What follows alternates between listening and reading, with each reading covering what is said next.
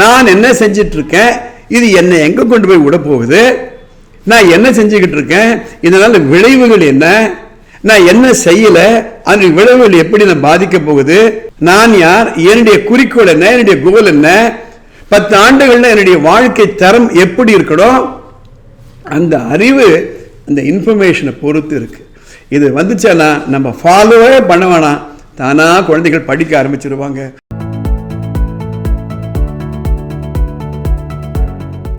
என் அன்பார்ந்தவர்களே, இந்த எபிசோட்ல ஒரு முக்கியமான ஃபார்முலா ஒன்று கொடுக்க போறேன். என்ன ஃபார்முலா? குழந்தைகள் படிக்கிற காலத்தில் பொறுப்பாக எந்த ஒரு ஃபாலோ அப்பும் இல்லாமல் அவங்க ஹோம்ஒர்க் பண்ணிக்கிட்டு தேவையான வேலைகளை மாத்திரம் பண்ணிட்டு தேவையில்லாத வேலைகள் எல்லாம் அப்புறப்படுத்திட்டு டிசிப்ளினாக ஒபீடியண்டாக வகுப்புலையும் வீட்லையும் அதே சமயத்தில் கலகலான்னு பேசிக்கிட்டு எல்லாரோடையும் பழகிட்டு நிறைய மார்க் வாங்கிட்டு பல போட்டிகளில் கலந்துக்கிட்டு வின் பண்ணிட்டு சந்தோஷமா அவங்க அப்பா அம்மாவையும் வச்சுக்கிட்டு தங்களும் வாழ்க்கையில முன்னேறத்துக்கு உண்டான ஒரு முக்கியமான ஃபார்முலா. நான் பெரிய பீடிகையோட ஆரம்பிக்க நினைக்கிறீங்களா? இன்னைக்கு இதுதான் a $1 million question சொல்லுவாங்க. How do I make my children be responsible? How long are we going to follow with them? How long are we going to cry and beg them? How long are we going to get angry? How long are we going to get irritated with them? That is what I am going to explore in this video. See, as I said in the previous episode, children are not puppets. Children are not robots. They are not a computer to give a command and then the result comes.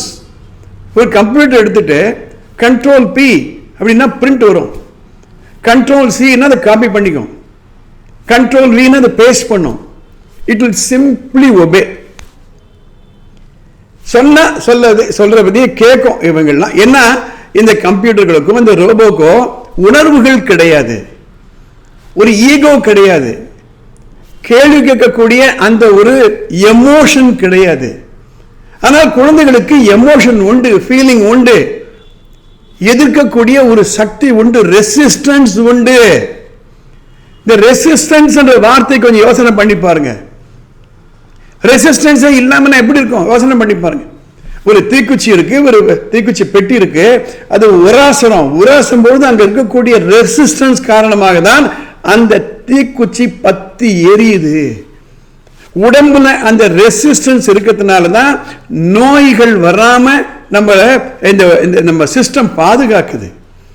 வண்டி ஓட்டுறோம், break போடும்பொழுது இந்த resistance இருக்கிறதுனால தான் வண்டி தேவையான இடத்துல நிற்குது. கொஞ்சம் யோசனை பண்ணி பாருங்க. ஸோ ரெசிஸ்டன்ஸ் இருக்கத்தான் இருக்கும். அப்போ அந்த ரெசிஸ்டன்ஸை நமக்கு சாதகமாக பயன்படுத்திக்கிறோமா இல்லையா? we use it for a constructive purpose. அதே போல தான் குழந்தைகள் இருக்கக்கூடிய இந்த ஈகோ, இந்த ஃபீலிங், இந்த ஆட்டிடியூட், இது நமக்கு சாதகமாக பயன்படுத்திக்கணும், அவர்களுக்கும் சாதகமாக நாம எடுத்து சொல்லணும். அது என்ன ஃபார்முலான்னா நான் சொல்றது கொஞ்சம் எழுதிக்கோங்க. Information, knowledge, feeling, behaviour, result, இதுதான் formula. The information is very very important. நம்ம குழந்தைகளோட எந்த மாதிரி தகவலை பரிமாறிக்கிறோம், முதல்ல குழந்தைகளோட உட்காந்து பேசுறோமா, அவங்கள நம்ம சரியா புரிஞ்சுக்கிறோமா, எது மாதிரி தகவலை கொடுக்கணும்ன்ற ஒரு அளவாக நம்ம யோசனை பண்றோமா? ஒரு பொருளை நம்ம கடையில் போய் வாங்குறோம்னா அந்த பொருளை பற்றி எவ்வளவு தகவல்களை நம்மையும் அறியாம நம்ம தலையில ஏத்துறாங்க. 10 முறை ஒரு அட்வர்டைஸ்மெண்ட் பார்த்த உடனே நம்ம போய் வாங்கணும் தோணுதா இல்லையா? ஸோ உங்க குழந்தையோட உட்காந்துக்கிட்டு கோல் செட்டிங்னா என்ன, வாழ்க்கைன்னா என்ன, நம்ம சுற்றி இருப்பவர்கள் எப்படி இல்லாம வாழ்க்கையில முன்னேறாங்க, முக்கியமாக இது ஒரு 8th ஸ்டாண்டர்ட் 7th ஸ்டாண்டர்ட்லயே இந்த மாதிரி கான்வர்சேஷன் ஆரம்பிச்சிடணும். அப்போ அவங்களுக்கு தகவல் கிடைக்கும்.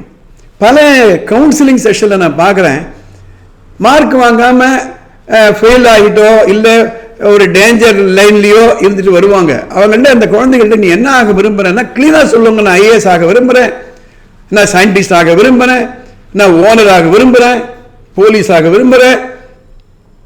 அப்போ அவங்கள்ட்ட இதெல்லாம் ஆகணும்னா என்ன மாதிரி படிக்கணும் தெரியுமான்னு எக்ஸ்பிளைன் பண்ணுவேன்.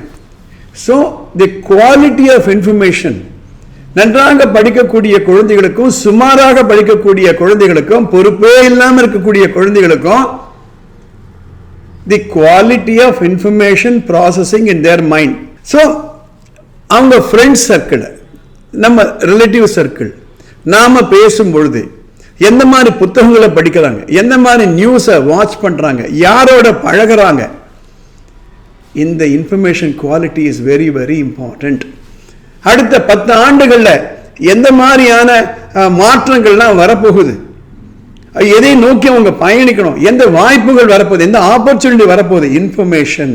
அந்த குவாலிட்டி ஆஃப் இன்ஃபர்மேஷனை கொடுத்தால் நாலேஜ், நாலேஜ் என்பது அறிவு, அவங்களால யோசனை பண்ண முடியும். ஆஹா, இப்ப நான் 500க்கு 250 வாங்கிட்டு இருக்கேன், 300 வாங்கிட்டு இருக்கேன், இந்த ரேட்ல போனா நான் எங்க போய் சேருவேன், என்னுடைய வகுப்புல இருக்கவங்கலாம் எப்படி வாங்குறாங்க மார்க்கு, எனக்கு ஏன் வரல, எனக்கு ஏன் கணக்குல பாடம் கிடைக்கல, மார்க் கிடைக்கல, சயின்ஸ்ல கிடைக்கல.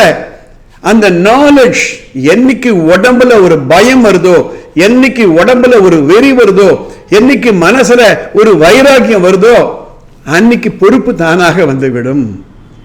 ஸோ இதை பார்க்கும் பொழுது இந்த நாலேஜ், அது இந்த இன்ஃபர்மேஷன் நாலேஜாக வரும்பொழுது ஃபீலிங், அந்த பய உணர்ச்சி, அந்த பொறுப்பு உணர்ச்சி அது தானாக வந்துடும்.